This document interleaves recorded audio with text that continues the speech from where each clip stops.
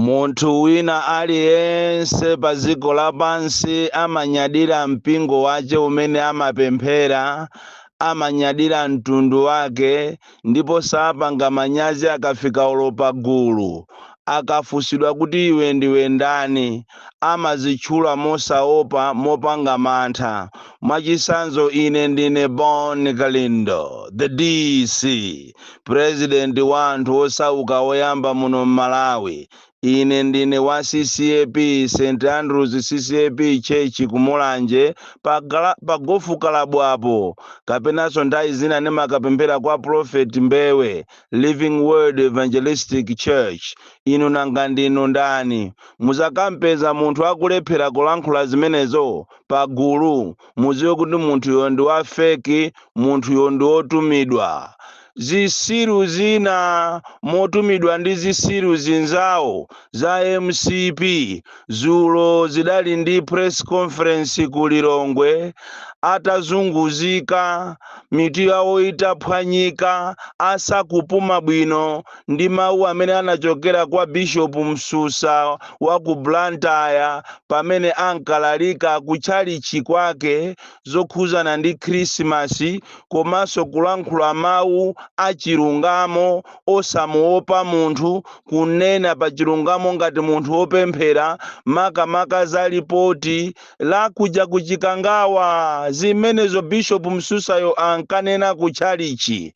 Ndipo anthu ena amene amamudyera ndalama Chakwera, amene akumunamiza Chakwerayo, kumamuuza kuti bwana zinthu zili bwino, anthu Malawi muno akukufunani, anasonkhanisana mwa emergency ndikukambirana, ndikutenga mahule, ndikutenga anthu ojiya, ndikutenga anthu onyazisa mipingo ya anzawo, kuvalavala majihabu, kumakanena ngati ndiwo asilamu, kumakanena ngati ndiwo mabishop ochokera mipingo yosiyanasiyana, ena ayiwo wa Assemblies of God okuti anasiyaso anachosedwa mipingo chifukwa chopereka mimba, ndikutenga na ulendo ku Lilongwe kumakapangisa press conference ati yolimbana ni munthu wa Mulungu amene walankhula chilungamo, kumuzuzula Bishop Msusa.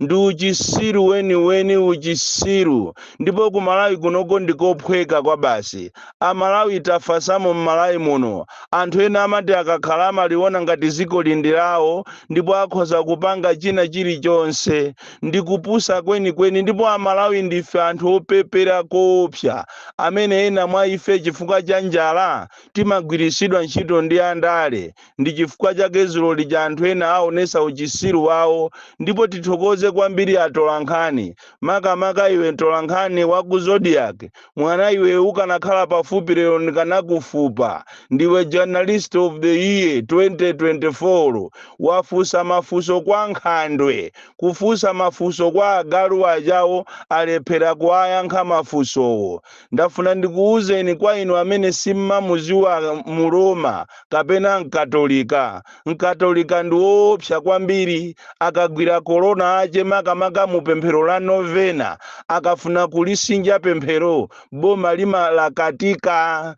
Ndipo kwa inu amene mwamunamiza Chakwera kuti muzilimbana ndi mpingo wa Akatolika, you are going to regret. Unfortunately, kuli anthu ena amene amafuna kumakamunamiza president yo. Ndipo ngati kuli president ophwekesesa muno Malawi, ndiye ndi president Chakwera. Sindikuziwa kuti uzimu wache uli pati, kodi kupemphera kwachepu kuli pati. Chifukwa zonsezi zikuonekazi, these are the signs, the early signs yooneka kunena kuti zinthu sizili muno Malawi, koma iyeyo akukakamirabe. Izi zikuchitika zikumatukwanidwa ndi ana, ndi chizindikiro monga mmene zinalili nthawi ija ana Israeli ali ku Egypt kwa Farao. Farao anakumana ndi mikungirima yosiyanasiyana, koma iyeyo samamva. Zosatira zake anthu anafera m'madzi onse kusafuna kumva.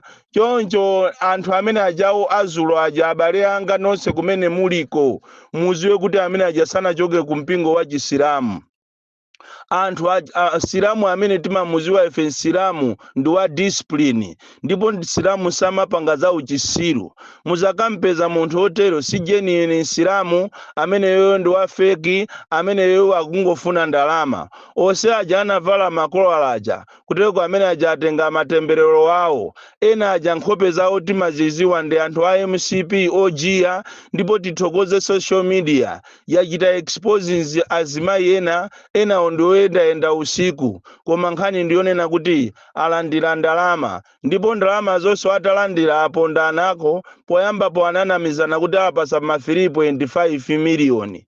Atakafika kumene kujako anayisintha giya, amene yoti ndi wado kuyisintha giya ndikuwapasa ma 500,000, ndikunena kuti ena otikupasani mukasiriza press conference. Ndi mmene tuzimakhalira tuza aja amachedwa manjanjawidi, madobadoba, anthu ongofuna ndalama kupanga zinthu, amapangira ndalama kufuna kuwapusisa Amalawi.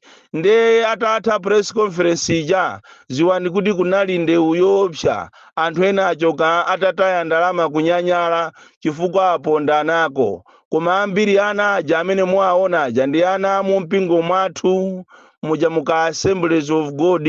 Wina uja anapitaponso ku Botswana kukaphunzira za ubusa, kenako anamuchosako ku sukuluko chifukwa anaperekako mimba. Chonchi kuliso mwana ku Botswanako. Musanamizidwe Amalawi anthu amene ajawo si opemphera, anthu amene ajawo ni manjanjawidi, madobadoba, amene anatumizidwa ndi boma kuzera ku boma limene lili Chakwera kufuna kumuyankha ati mbusa, kumuyankha Bishop Msusa.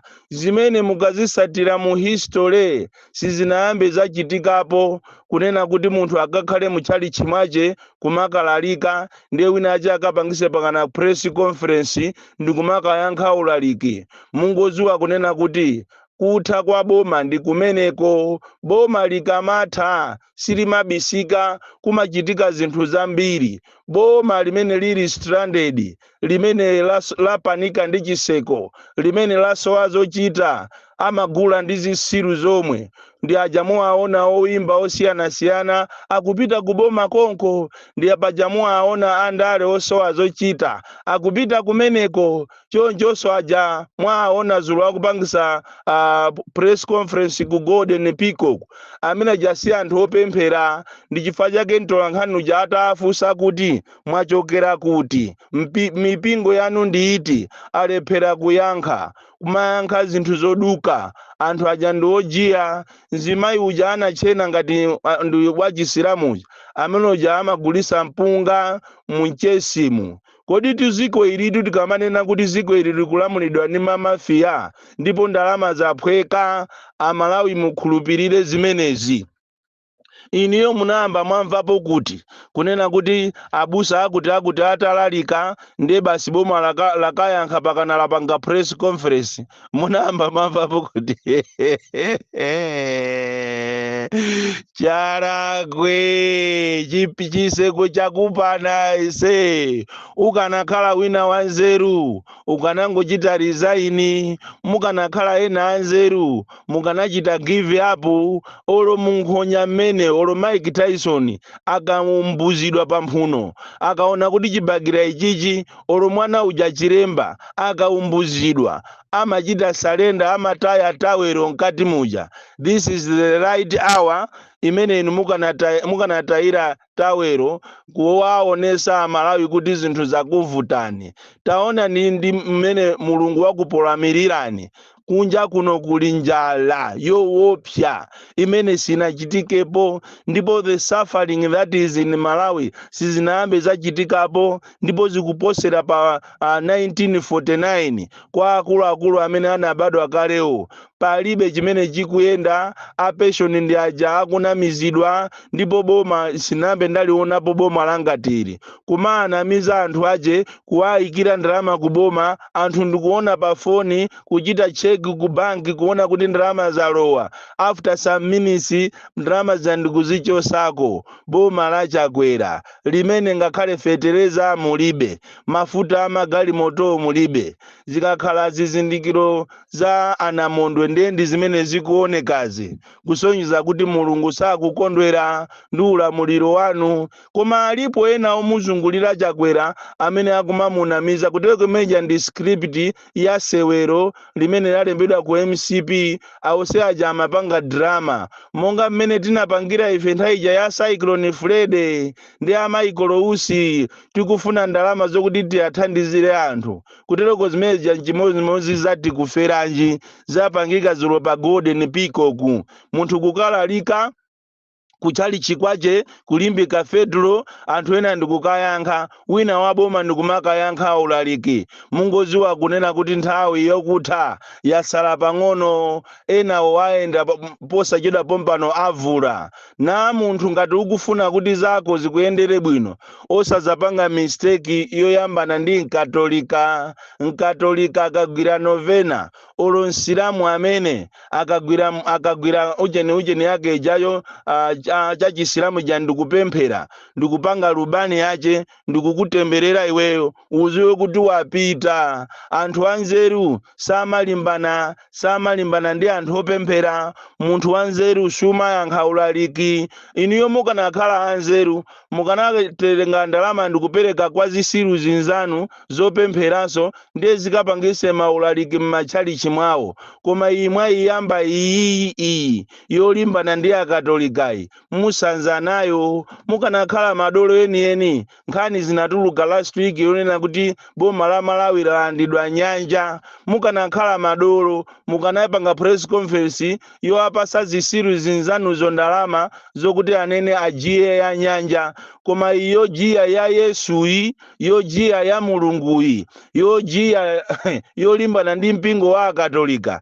That is why Pastor T why Nyerenda anatuluka mu commission of inquiry anaona kuti zinza uchisiru akanayalusa mpingo wa Service Day kumene takulira ife kumene kuli mingoli ya bwino mukanamuyalusa T why Nyerenda amene akanaononga legacy yache mbusa woziwa kulalika bwino. Tikuthokozeni tu ati why Nyerenda tu mwasungatu mpingo tu mwampangisatu manyazi satana. Ai mukanazo zimusatu ngati achina Mfune achina Bizweki achina ndani mukanatu tumusa mukanakhumudwisatu mukanakhumudwisa ma followers anu aku UK itu mukanawakhumudwisa ziko lonse lapansi anthu akanakhumudwa ndi inu ati why Nyerenda. Koma tikuthokozeni kuti munaganiza mwansanga ndikuchokako ku Malawi ndikophweka ndalama zaphweka. Olo mutangoti ena ache mungopangana lero kunena kuti tamuimbireni wado kapena iyayi apepe kale tamuimbire ndikanda bongomani atipase ndalama tingoenda mulilongo mutitanyamula maflagi mulandiratu ndalama zapwe. Koma akulu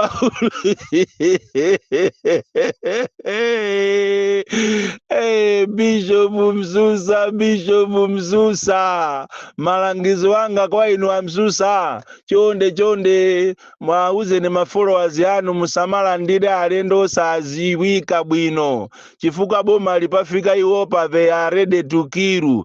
Choncho uja mwambo upanga nthawi zina olandira alendo kuti akalape kuchipinda akhristu ya muyimise kaye kapena muzimuchita scrutinize munthuyo chifukwa anthu awakonza mapulani onyasa kwambiri ofuna kulimba naso ndi akatolika ngati nthawi ija anapha ija ngati kuli mpujeni chipani chimene sichimva malangizo chipani chimene sichiza sintha ife tinkaona ngati nthawi ya Chilimayi mmene Chilimayi chipangira kampeni chipani chichiza sintha. Koma wamwazi ndi wamwazi okhesa mwazi azakhesabe mwazi basi ndi mpingo osamva afiti a sataniki kaye pano ndiye ndi mpingo umene ukungozola magazi basi paliyopo ali ni misuko kuzipinda kwa wango samba mankhwala basi kupeperera ziko kukonza zifunga kukonza zinthu zokuti Malawi azingozunzika akupano pali pa program yokonza mpunga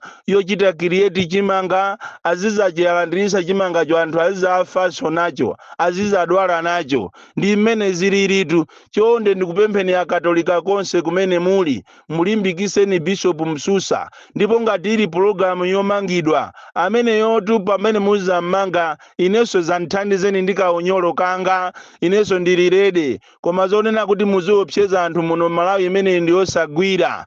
Ndipo ngati muti mummange Msusayo ndetu mutimanga ambiritu, chifukwa ifetu ndiye nafe ambiri ife mukunyasidwa nafetu, mukutinyasa tikamamva mayina anu afiti inu. Chonde akatolika osalola mphaso ina aliyonse yochokera kuboma olo kuchipani ya MCP olo kwa munthu osamuziwa. Paja mmaziwa akatolika palika programu nganu mmalandira alendo ku nyumba ya mfumu. Chonde musalole zimene zozo akukonzerani kabomba kanu. Anthu awa ndi oyipa. The DC mwana wa Chabe kwambiri ochokera Mwanjeza kunthochi box 76 Mulanje as Southern Africa.